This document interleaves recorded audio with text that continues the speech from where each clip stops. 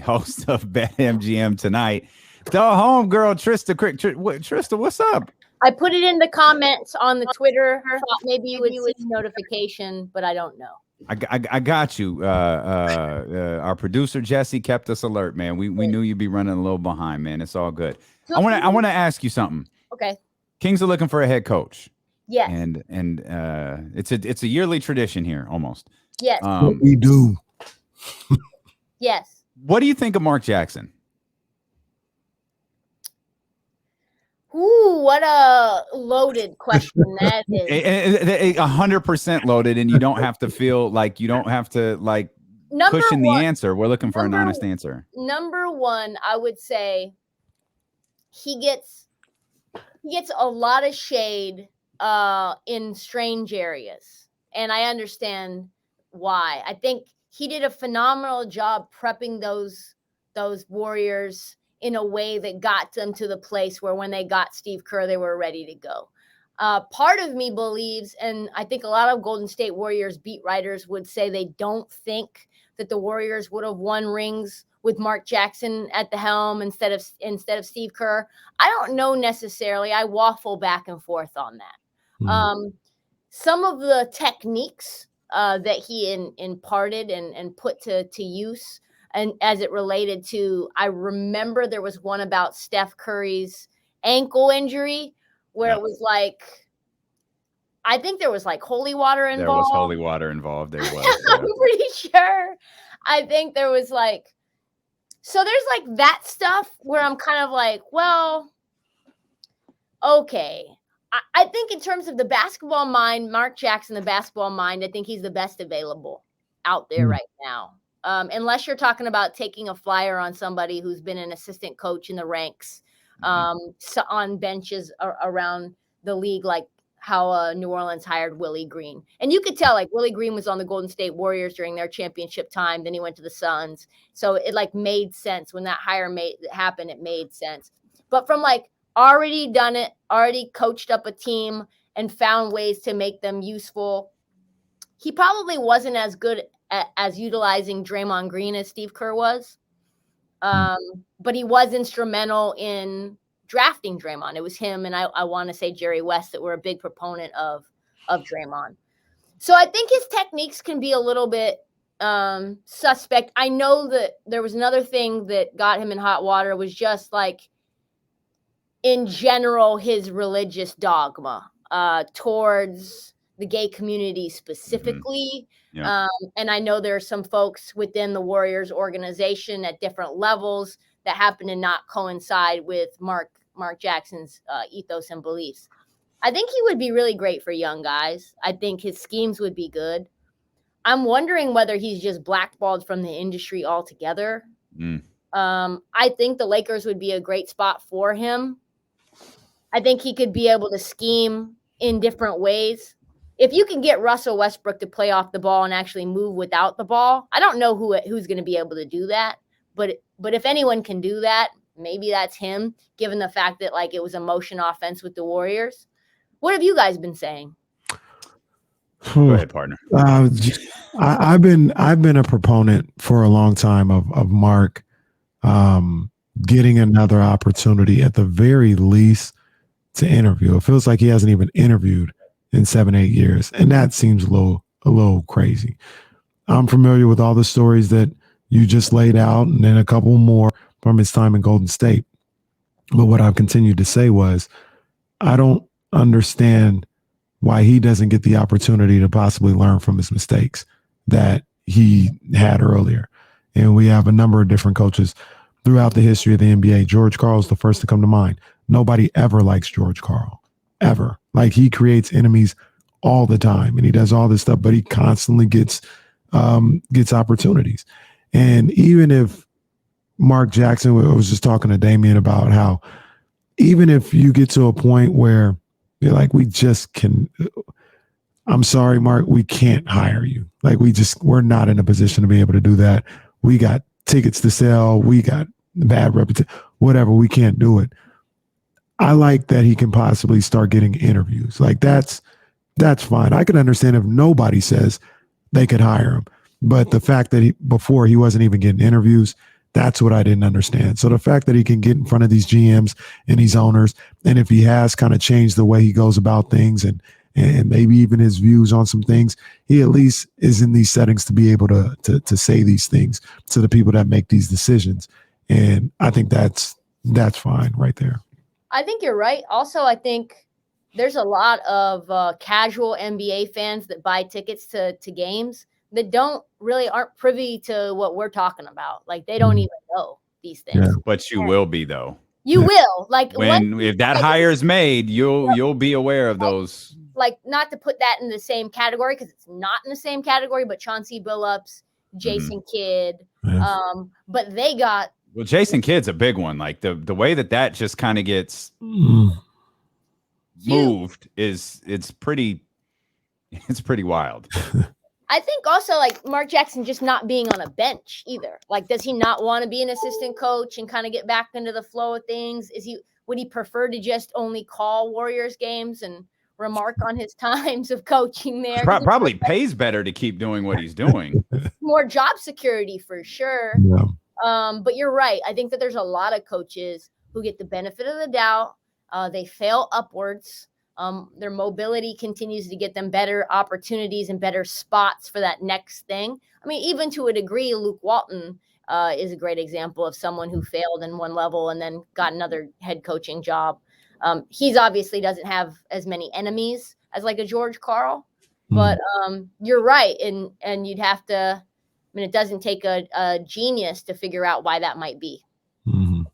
Trysta Krick, host of Bet MGM tonight, Odyssey Sports Betting Insider with us here on D-Lo and KC. Trysta, the injuries are piling up. We just got word there's fear Joel has a sprained ligament in his thumb. He says he's going to continue to play. It's strictly pain tolerance for Joel Embiid, but that's another thing on top of Chris Middleton, Devin Booker. What's the most impactful injury so far, you think, in this playoffs, or will ultimately be the most impactful injury? Great. It's a great question. I did a whole segment on that on the podcast. I think when you heat check, find it wherever you get your podcast. Anyway, I think it's Luka, just because of how crazy the West is. And they're going to have to then face the Warriors and, ultimately face either Memphis or the Suns. So I just feel like Luka, we already know what time it is with the Utah Jazz, right? Like we already know. I actually, as a side road, have we jumped the shark where it's like, I actually feel like maybe Donovan Mitchell's part of the problem now. I've been standing and simping and like holding down the fort for Donovan Mitchell, because I'm not a huge Rudy Gobert fan, and it's like I get that you don't want to pass to him, but it's egregious right now. And the low-key shady comments that are being made, and like he'll be wide open with his hand out like this, diving to the rim, just shrimps on him. Could get just an easy lob for two. And Donovan Mitchell's like, no. I said this after game one, and I don't know, it just hit me like a ton of bricks, but I was like, and I like the guy, so I didn't want it to be coming off as a bad thing, but I was like, damn, Donovan Mitchell's kind of a ball hog. When he gets the ball, it's going up, and that's all that ever happens. And he's a beast. Like he can score like few others can in the league, so he's able to do that. But to your point, I mean, it's not like he's looking to get others involved a lot of the time. I think there's a part of me that's like, wow, the I don't know what it's like, almost like a film over my eyes has been lifted, and I'm like, wow, could Donovan Mitchell have been like some of the reason for these problems in Utah? Like, it's not just Joe Ingles and Boyan and Rudy's. Like, this man is a turnstile. He can't defend anybody. He's letting guys just blow by, and then he makes Rudy Gobert be the rim protector. And like, thank God Rudy Gobert's there for him, or he would be getting all kinds of hate, and because he's getting barbecued pretty much every possession. You know what? You're correct. And you know what? If I was a Jazz fan, or if I was Danny Ainge or anything, I'd be so upset with Donovan Mitchell. Yep. And you know what? I'd teach him a lesson. I'd be like, what would you do, Kenny? Send him to Sacramento. Absolutely. Go to Sacramento. Send his ass to Sacramento to teach him a lesson. You would really want Fox and Thank you. Mitchell to be Thank on the you. backcourt together. Thank you. Absolutely. Come on now. Absolutely. You should send him a lesson by sending Rudy Gobert to Sacramento, because he would help you far more than Donovan Mitchell would. I like Rudy too. I would take him too, but let's not get out of control. There's like 10 people that can do what Donovan Mitchell in the league can do. Offensively.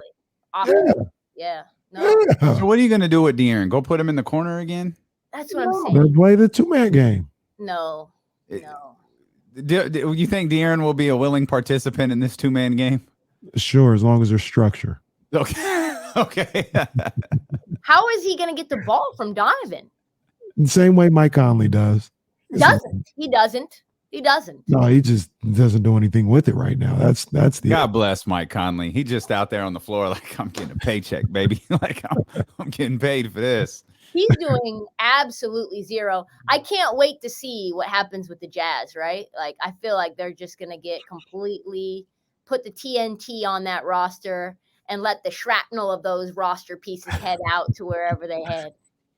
I would like Rudy here too, by the way. Like Rudy, I like Rudy. Rudy and Sabonis down low. Yeah, it's a little risky, but Rudy pretty good. He gets a I understand. The acquisition from the Utah Jazz that makes the most sense for the Sacramento Kings is Quinn Snyder. Yes.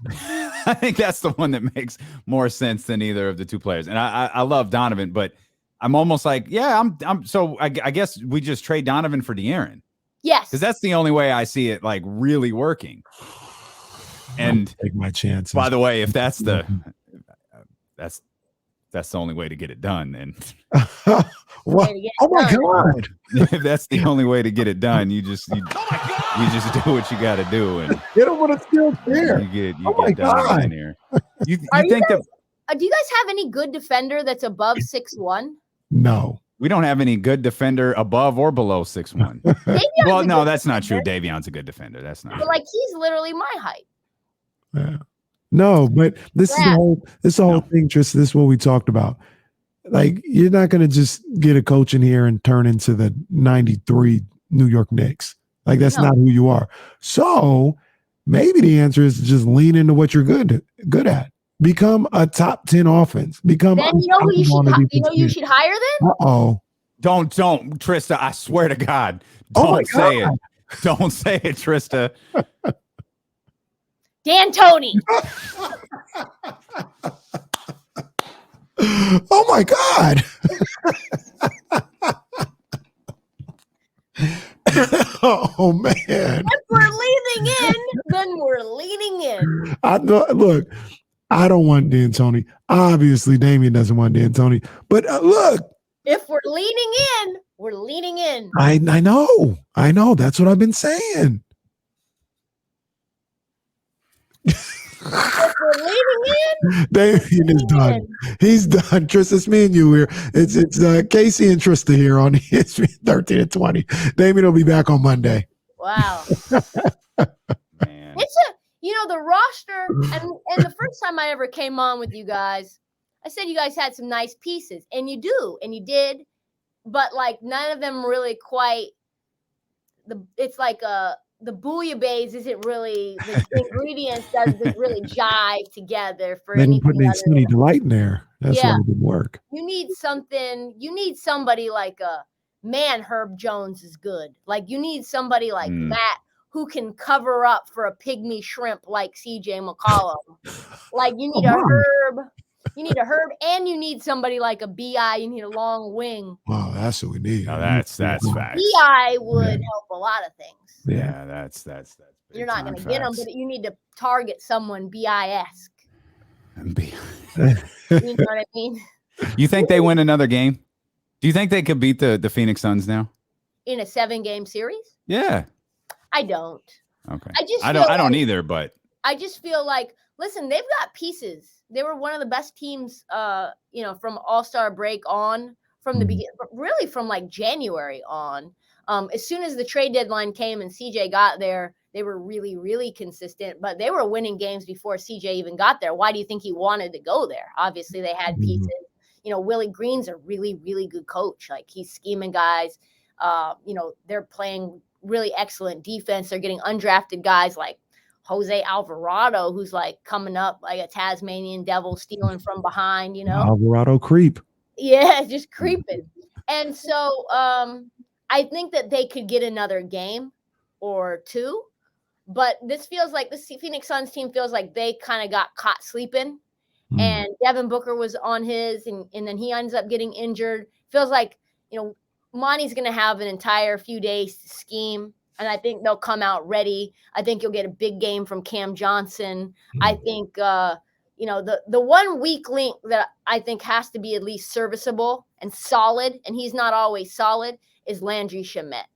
And I think he's going to probably either get to start him or Campaign. Campaign can be a little wild. And I don't know that he can get his shot off against the long wings of New Orleans.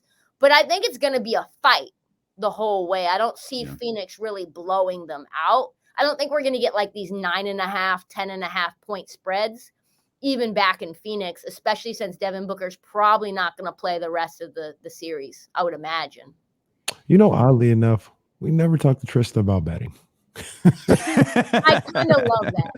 I kind of love that. I love these in-depth niche conversations with you guys. People always, now, Trysta, tell me about your 5-star plays tonight. Baseball's underway, Major League Baseball. Any unders you like tonight? I'm like, God dang it. I'm just trying to get paid for this. Like, I like to bet. I like to talk about it, but I don't want it to be my entire life. So I love hoop. I love hoop. Yeah, and that's evidence on the Heat Check podcast that you can check out. It's evidence on BetQL tonight as well.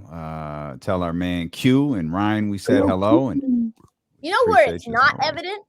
It is not evident on the Fan, really. They the basketball conversations are about 1% of what we have. It's all about the Knicks. It's all about the Yanks. The Yanks, that middle relief. I really like the way they worked that out. Aaron Boone, I would have walked them too. I don't know what did they expect them to do? Just walk them. You're not getting 3,000 on us, right? I need that guy. That's the setup guy. I need him to set up what he's supposed to do for the Yanks. I think they got our impressions have really started to go long here.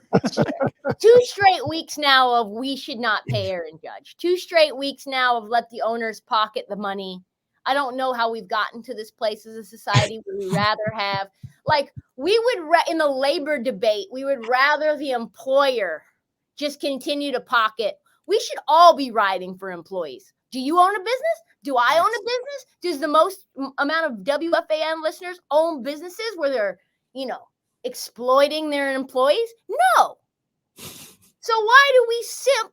I don't, for owners. It's crazy to me. We should stop with that. Like, we're all afraid of talking about unions and labor groups and getting support. Like, no, if it wasn't for these things, we would continue to get effed over. Power to the people. Power to the people. Speak on it. And let's stop repping for Mike D'Antoni as well. Trysta, we appreciate you so much. You said lean in, and if you're leaning in, that's where you're going. Fair enough. Literally, thanks, homie. 2 seconds into the shot clock.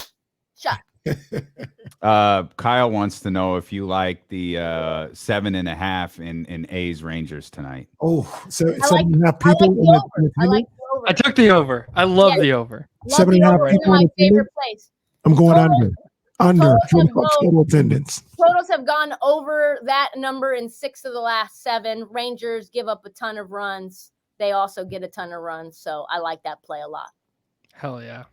Hell yeah. All right. Love it. Also, thanks. Hunter Green, take his strikeout prop, 5.5 strikeouts. As long as it's not heavily juiced, that rookie's going to be a flamethrower tonight for the culture. For the culture. Let's go. Let's go. We're all about it. Thanks, Trysta. Trysta Krick.